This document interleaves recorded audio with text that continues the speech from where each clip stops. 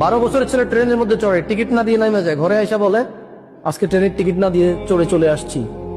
সবাই বলে যে কি চালাক ছেলে, টিটি থেকে বেঁচে গেছে। কেউ চোর বলে না ওকে। আপনার তোমরা যে 3 জন বন্ধু আছো, তোমাদের মধ্যে সবচেয়ে চালাক বন্ধুকে যে বেশি মেয়ে পটাতে পারে, সেটা ঠিক না? ও হচ্ছে চালাক, ও হচ্ছে চালাক বেশি, কারণ ও বেশি জানা করতে পারে।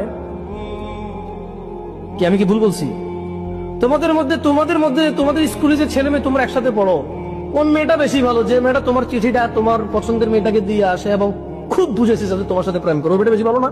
মন নরম না মেয়েটা? This are the definition of softness. বাংলাদেশে মন নরমের ডেফিনিশন হচ্ছে তোমার প্রেমপত্র পৌঁছে দেওয়া।